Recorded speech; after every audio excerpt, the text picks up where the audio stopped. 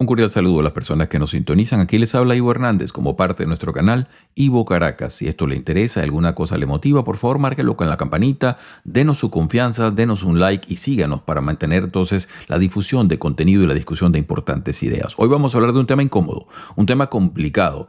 Es de bombas atómicas, un tema que está puesto sobre la mesa de la humanidad desde 1945, cuando Estados Unidos tomase la decisión, para algunos acertada, para otros infausta, de explotar dos bombas el 6 de agosto, el 9 de agosto sobre Hiroshima y Nagasaki. Eso cambió completamente el panorama de las confrontaciones internacionales a futuro. ¿Por qué? Porque se puede discutir, y algunos analistas así lo ven, que la bomba atómica trajo a la humanidad, aparte de una capacidad de destrucción enorme que no tenía precedentes en pasado remoto o cercano, trajo también muchísimos años de paz. Esto porque en lo que se introdujo ya el equilibrio de fuerzas entre dos potencias o varios países que tenían la capacidad atómica, se entendía que la guerra atómica o la guerra con armas atómicas iba a ser un punto final y se iba a producir lo que se llamaba en inglés MAD, es decir, Mutually Assured Destruction, la destrucción mutua asegurada. Esto es un tema sumamente importante y que debe ser calibrado con la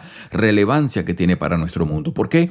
Porque justamente ahora que hemos visto la brecha atlántica empezar a fisurarse y vemos cómo la política internacional y la política exterior norteamericana van produciendo de parte de Europa una especie de destete en relación a lo que sería su política de defensa, está nuevamente el tema de las bombas atómicas sobre la mesa, porque Europa tiene 80 años viviendo bajo lo que se conoce como la sombrilla nuclear norteamericana, es decir, un concepto que viene de la Guerra Fría, un concepto que tiene que ver con que Estados Unidos ha tenido la capacidad de colocar bombas atómicas en diversos países europeos. Ya vamos a entrar en materia sobre más o menos qué países serían y cuántas bombas estaríamos hablando. Y se habla de un arsenal considerable de las antiguas bombas B-61, que en estos momentos algunas de ellas han sido renovadas con las llamadas B-61-2, es decir, armamento primero que era simplemente de difusión diversa y luego armamento mucho más preciso que tiene software mucho más avanzado y que tienen una capacidad de acción más precisa que lo que tenían los armamentos anteriores. Eso no solamente por la parte atómica, sino por la parte que tiene que ver con la electrónica y de software que manejan esos armamentos. Ahora, vamos acá metodológicamente a tratar de imponer un poco de las ideas en cuanto a su contexto. Lo primero que tenemos que entender es la teoría. ¿En qué se basa todo esto? Hay un concepto que los internacionalistas conocen bastante bien y las personas expertas en defensa igualmente, y se trata de la idea de la disuasión. En inglés se le llama deterrence, es decir, la capacidad que tiene un país en el momento en que accede a la platea o la capacidad de tener armamento atómico de garantizar una posibilidad de responder a un ataque equivalente. Entonces, la disuasión se trata simplemente de lo que sería el segundo ataque. Una vez que un país fuese atacado, si tiene la capacidad nuclear para reaccionar, produciría entonces una retaliación masiva que se compondría pues de misiles balísticos, de submarinos nucleares con misiles también, es decir, bombarderos, todo aquello con armamento atómico. Por eso se dice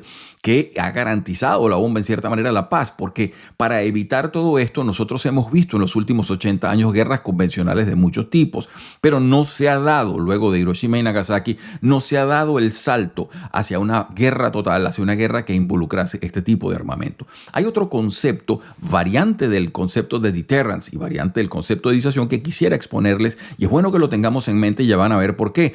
Se trata de la disuasión compartida. Esto es, la idea, y por eso el paraguas norteamericano que les decía, en cuanto a que un país puede colocar armamento nuclear en otros países compartiéndolo para hacer posible la defensa mutua. Y eso es exactamente lo que los norteamericanos han venido haciendo en diversos países europeos en donde han colocado estas bombas que les decía. ¿Cómo está jurídicamente sostenido esto? Esto está jurídicamente, tiene varios principios que vamos a tratar de abordar, pero empiece por entender que en 1949, cuando se funda la Organización del Tratado del Atlántico Norte, se crea dentro de los estamentos basales de esa institución el famoso artículo número 5, que es que quien proceda a atacar a uno de estos países va a tener entonces que lidiar con todo el resto de los países que van a responder en conjunto. Para dar una idea, a pie de página ello, recuérdese luego de los ataques del 11 de septiembre, cómo Estados Unidos invoca justamente esto, se manifiesta atacado, en ese caso por una organización terrorista, y entonces dice que necesita el apoyo de todos los países miembros de la OTAN para poder retaliar contundentemente contundentemente ante ese ataque que ha sufrido dentro de su territorio. En ese sentido, entonces, podemos ver que Europa mantiene justamente en eso la capacidad de sostener la retaliación en base a armas norteamericanas que estarían en su territorio. Repito, lo importante es ahora, visto los desarrollos recientes, cómo va a caminar ese continente en sus propias dos piernas. Estados Unidos lo ha hecho, esto de la disuasión compartida. También lo ha hecho Inglaterra. Inglaterra ha hecho, tiene un arsenal muchísimo menor, por supuesto, pero también lo ha suscrito al tratado de la OTAN, es decir, que lo pone a la orden, por decirlo así. Francia no. Francia, en cambio, que es el otro país que tiene importante arsenal nuclear, no. Francia mantiene ya por sí mismo una decisión completamente independiente, y ya por ahí empieza uno a notar la cantidad de fisuras que tiene la propia Unión Europea en materia de defensa, que ni siquiera puede proponer una política nuclear porque ha vivido todo el tiempo a la sombra de esa sombrilla, de ese paraguas de Estados Unidos. Les quería colocar varios elementos para que podamos discutir. Lo primero son estos tratados de los cuales les hablaba. Hay muchísimos, hay una serie de tratados suscritos, porque se ponen tanto los que firmó Estados Unidos, unos que han afectado a Europa indirectamente, en fin. Esto es un tema que se conoce bastante bien en relaciones internacionales. Yo les quiero poner los más importantes que tienen incluso vigencia hasta hoy. Fíjense ustedes, lo coloco en pantalla. Primero, recuérdense la creación de la OTAN. Ahí tenemos el famoso artículo número 5, que es la invocación de defensa mutua. Eso es lo que hace o que da un basamento jurídico para la disuasión compartida, para que Estados Unidos pueda colocar las bombas en algunos países. Importante eso. Luego tenemos el acuerdo de disuasión nuclear de la OTAN, plenos años de Kennedy, 1962. Ahí viene la famosa idea justamente del nuclear sharing o la disuasión compartida. Fíjense, ahí lo pueden ver, ya amparada jurídicamente, como les decía, en el Tratado Fundacional de la OTAN, Organización del Tratado del Atlántico Norte. Luego viene, muy importante y que la gente suele olvidar, la creación del famoso Grupo de Planificación Nuclear, que existe hasta hoy y que se reúne hasta hoy, y donde Francia no está. Ahí tiene la coordinación de los Estados Unidos, de Inglaterra, de países europeos, pero los franceses no participan porque ellos dicen que mantienen su política nuclear independiente. Luego viene la famosa Declaración de Ottawa, en donde se ratifica la importancia de las armas nucleares dentro de la estrategia OTAN. Recuérdense, en ese momento estaban frente a la Unión Soviética y era la razón de ser justamente de la OTAN. Luego, el concepto estratégico que esto es una cosa que tiene que ver con las políticas internas de defensa y los planeamientos que ha hecho la organización del tratado durante toda su existencia, y varias veces, y aquí les puse varias fechas, 1991, 99, 2010, 2022, en donde se adapta la estrategia nuclear, y todo ello. Todavía, luego de la situación de Ucrania, se sigue afirmando la importancia de las armas nucleares estadounidenses en Europa como un pilar de la defensa. Y luego hay un problema allí, fíjense ustedes, y es que Europa es uno de los signatarios, de los firmantes del Tratado de No Proliferación Nuclear. ¿Por qué viene eso al caso? ¿Por qué es importante? Porque, como les coloco allí, fíjense ustedes, aquí tiene que solo Estados Unidos, Reino Unido, Francia, Rusia y China pudieran poseer armas nucleares. Si entonces un país decidiera dedicarse a la facturación de sus propias armas nucleares, o bien rompería este tratado, tendría que salirse de él, ahí se producirían una serie de nuevos escenarios para la política europea. Entonces es muy importante que vayamos entendiendo todo esto. Si usted revisa la prensa reciente, hace poco el presidente de Polonia, Donald Tusk, por cierto, cuidado que no se confundan los nombres porque suenan parecidos. Donald Tusk, presidente de Polonia, estaba diciendo justamente la importancia de que su país tenga refuerzo con arsenal atómico estadounidense. Ellos se dan cuenta que no pueden todavía, no están en capacidad de producir bombas. Entonces, que sería importante eso. ¿Por qué lo dice? Bueno, porque Polonia las ha visto de todos colores a lo largo de su historia y conoce tanto las invasiones alemanas como las invasiones rusas. Entonces,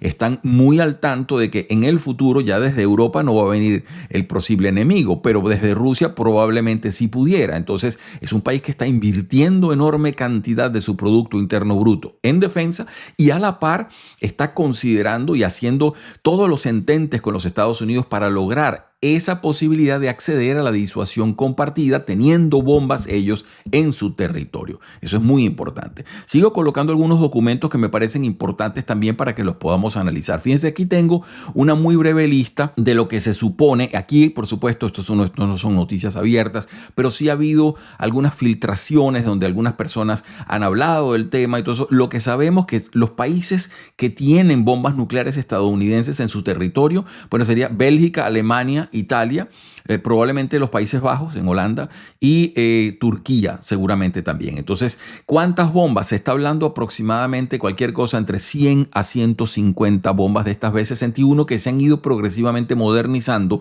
llevándolas entonces por actualización a un nuevo armamento en la parte electrónica para que tengan la capacidad de acoplarse a diversos nuevos armamentos para que puedan colocarse con nuevos aviones, etcétera. Son bombas más precisas, más versátiles, compatibles con estos aviones modernos y todo esto. Pero es para que usted se dé cuenta todo lo que estamos hablando. Si Estados Unidos retirase o disminuyese su capacidad de apoyo, pues entonces estaríamos en graves problemas para esta idea de la disuasión compartida, porque no es un secreto que Rusia tiene, y esto es una cosa indiscutible, Rusia tiene en estos momentos uno de los arsenales atómicos más grandes. Es calculado a vuelo de pájaro. Cualquier persona experta en defensa le diría que tienen más de 5.500 ojivas nucleares. Eso es una capacidad demoledora. Y entonces ahí caen en un defecto quienes analizan el potencial bélico de Rusia solamente basándose en su Producto Interno Bruto. Mucha gente dice, no, pero es que los rusos tienen una economía equivalente a la economía de Italia.